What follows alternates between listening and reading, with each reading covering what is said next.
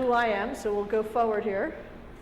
So today we're going to talk about the future of work, and you are the perfect audience for it because it's going to affect you more than any other group. I have talked to lots of different audiences about this topic, and usually the average age of the folks in the audience is 40, 45, and it doesn't affect them as much. But you're early in your career and you're early in your education, so these predictions are something you can act on, that you can use to inform what you want to do with your career and what you should expect from your career. So this takes you a little history lesson I won't go into in detail, but it's easy to look back on history and see the upheaval from all the revolutions that we've had so far. We can all look back at the Industrial Revolution and understand later the massive change. What's a little harder is to be in one and recognize that you are headed for that massive level of change. And that's where we are. We call it Industry 4.0 or the fourth industrial revolution. Thank you. There's 6 factors that are shaping what is happening and what is driving the industrial revolution. Big data, technology, a socially connected world, which you understand better than I do, demographic shifts, which is potentially the biggest part of this discussion of what's going to drive change, complexity, and then rapidly shifting markets, the pace of change. So we'll go into each one. Big data, I'm not sure how familiar you are, but big data is changing the world in the sense that we now have the computing power to collect data about everything. So SAP has a program we helped the German national football team win by putting sensors all over the players, the football players, analyzing that massive amount of data, and then using that data with the coaches to predict how they can play better, how they can position themselves better, exactly what they're doing wrong or right on the field. So that's just an example, but there's so much data out there. If you think about the internet and everything that's happening when you go shopping and all the data you churn up every day. So companies and businesses need to harness that data, and it's going to have an impact on our future. The other big thing is the Internet of Things, and this is the idea that machines will be talking to machines. So we all understand the self-driving car, and it's quite exciting, and I'm not sure if any of you are going to really need to be very good drivers for much longer, because your cars will drive themselves. But in the not too far distant future, cars will talk to cars on the highway. So you'll have less accidents because cars will be able to share data as they go. And that's just one of 1,000 applications. It affects business quite a bit, manufacturing quite a bit. Your refrigerator will be able to tell your personal shopper or Amazon to send you another carton of milk. It could be everything. It's really going to disintermediate people in a lot of ways. Second is technology, and this is, robots taking over the world, right? This is the notion that robots will be able to automate a lot of what we do. So if robots can automate and do things, what does that leave for us humans? What jobs will not exist anymore because they can be automated? A robot can do it just as well as a human, if not better. So there's a lot of predictions out there about how quickly automation will reduce employment and jobs in the world. The stats up there are pretty alarming. They really vary anywhere from 50 to 62%, and it's not in the way down further future, it's now. 2025 is right around the corner. Maybe they're off by 5 years or 10, but the reality is pretty alarming. A lot of studies have been done about which jobs will be lost first, and it is the jobs that pay under 20 US dollars, and I couldn't convert that for you into local currency, but that pay less than 20 US dollars are the jobs that will be disintermediated and disappear the fastest, which means that you absolutely have to have an education. There isn't going to be much for the uneducated to do in the future. An example that I think we've all seen, I hope McDonald's is sort of a universal analogy. You now order your McDonald's food at a computer, so they're not going to need cashiers in the future. Amazon Go has launched a store where you're not going to actually ever need to go to the cash register. It's going to know what you picked up, what you put in your bag, and what you're taking out of the store, and it's going to electronically charge you for that. In America, and I don't know if you're seeing it here, but our shopping malls with big retail outlets are disappearing. Mostly because of online shopping has created a dramatically lower need to shop and go to stores. But we're also going to see pretty soon that a lot of what happens even in a retail store is not going to need people. People aren't going to, Amazon stocking shelves with robots. The technology is going to know more about you and what you buy and what you do than any salesperson could, and is going to be able to recommend what you should buy or what you want to buy to you. We've done that, used predictive analytics in the past to create opportunities like that.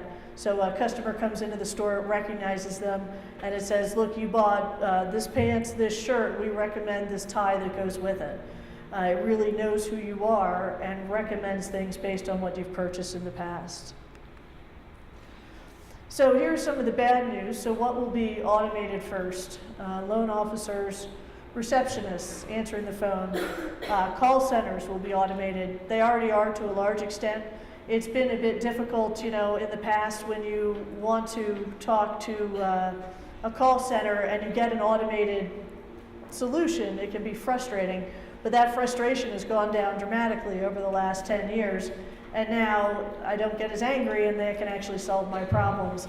We're going to see that interface get better and better, and you're going to see those call center jobs largely go away. So it will only be the very difficult and challenging customer support that needs to be a live human. Taxi drivers, any kind of driver, this is the biggest one. I don't know if it's true in Bogota, but in the United States, the #1 job is driving. The #1 employment job is driving. So whether you're driving a semi, a truck, moving goods, a taxi, a school bus, buses, it is the #1 job, and that job is going to disappear, and it's going to disappear fast. You're going to have self-driving everything. They even say we're going to have self-driving airplanes and ships, which I find very alarming, which I hope doesn't happen. But those jobs are going to go away. Some other security guards is kind of obvious. Cooks, maybe a little less obvious. There are already restaurants in the world where there are no humans in the restaurant. A robot takes your order, cooks your food, and delivers your food. So it exists today. I haven't eaten there. I'm not sure if it's very good. But I got to believe they're going to get better at it, and it's going to be something where we see restaurants with very few humans in them going forward. Technologies that aren't going to be going away require hands-on work. So firefighting is an example, although I always take exception to that. I think firefighters should be done by robots. That seems like a very dangerous job. Artists, things that are creative, things that require social ability and social perception, like a coach or a social worker, those jobs remain. Another trend that you see is a socially connected world. For this audience, I don't have to explain that. So that's what I explain to the older folks when I talk to them, your parents. The next one is demographic shifts. And some of this data is a little too alarming, so hold on to your hat. We know millennials are going to take over the world soon. Right now we have 5 different generations in the workplace, but that is going to end soon. And one of the things that's going to really change is life expectancy, and that is going to fundamentally change everything. So if you look at this chart, if you're 20, you are expected to live to 100. That's the good news. I'm not expected to live nearly that long, but you'll live to 100. People born today are going to live to 105, and if you're born in Japan today, you're expected to live to 115. I'm not sure what they're doing in Japan, but it's working. But as a result, so that was the good news, you'll live forever. But the bad news is you're going to have to work for a very long time. So if you look at this stat, it says you'll have to work 57 to 60 years. In my career, I only have to work a little under 50, I hope, if all goes according to plan. But you'll have to work much, much longer. And the reason is, in the old model, you would work for 40 years and save for 20 because you weren't going to make it forever.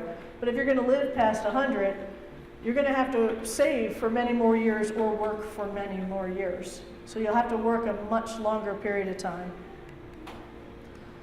This one is a little, there's a pension time bomb gap, which means that pensions by 2050 will not be fully funded. There'll be a 400 trillion deficit for pension funds around the world, and that's 5 times the world's GDP right now. So that's a huge problem that governments are going to have to deal with, but it also suggests you're not going to retire young, because the pension, fundamentally won't be there. You'll be, as a worker, supporting too many folks who are retirees. So that was, we're going to skip this one. Yeah, the next one was too sad. This one, though, it really illustrates what we're talking about and the effect it's going to have on your life. So the top line is my life. I learned, and then I worked, and I hope to retire. You're not going to have that. You're going to have a world where you're going to work much, much longer, and you're going to have to change roles often, because they say kids entering kindergarten who are 5 today, the jobs they will have when they're adults, 65% of those jobs don't exist today. It's going to happen to you as well. So by the time you get out of university, there'll be new jobs that didn't exist while you were in university. And if you have to work for 60 years, the jobs at the beginning of your career and at the end of your career will be different. So it won't be a situation where you'll be able to take one job, do that job, get better and better at that job. It's not going to exist. You're going to take a job, do that job, the economy's going to shift, jobs are going to shift, and you're going to shift with it. So what does that mean? You're going to have to learn your whole life. There's no notion that you'll learn just now. Certainly you do need to learn now. But there's no notion that you learn just now and then that's it, and then you're done. Lifelong learning is going to differentiate who's successful and who's less successful. And you'll have and what's exciting, I think, is you'll have a lot of different career opportunities. I think that is very exciting. But it's definitely a different dynamic than what my generation has seen. So what are some of the key things you need in the future? So what are the roles? So if it's impossible to predict what the jobs will be in 10 or 20 years, what do you need to know and what do you need to learn? So the best guess is foundational literacy, which I would say is a lot of what you'll get through university.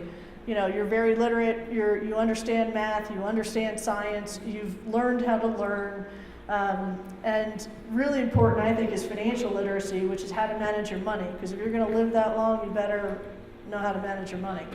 Competencies, so what's a skill that we don't always teach, but is going to be critical?